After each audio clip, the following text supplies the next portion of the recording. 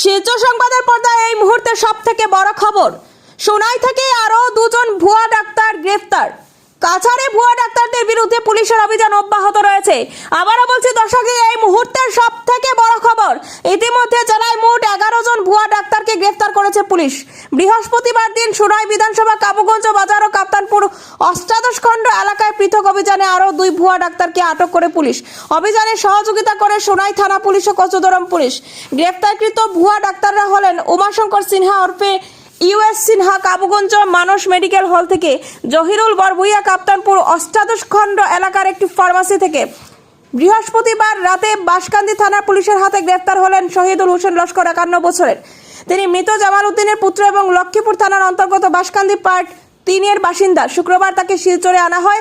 অভিযোগ, শহীদুল নিজেকে এমবিবিএস চিকিৎসক পরিচয় দিয়ে দীর্ঘদিন ধরে রোগীদের চিকিৎসা করে আসছিলেন, অথচ তার কোনো বৈধ মেডিকেল ডিগ্রি নেই।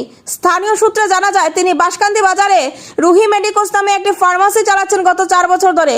এর আগে তাকে ফুলের তলা পাইনাপুল এলাকার ফার্মেসিতেও রোগীদের চিকিৎসা করতে দেখা গেছে। পুলিশ জানিয়েছে, যোগ্য চিকিৎসক সেজে প্রতারণার অভিযোগে তার বিরুদ্ধে মামলা রুজু করা হয়েছে।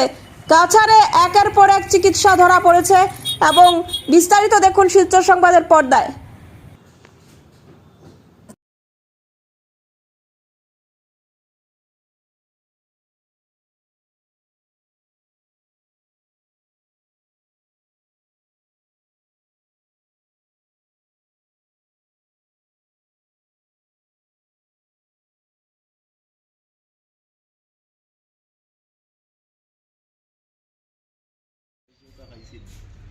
মামা ডাকছি।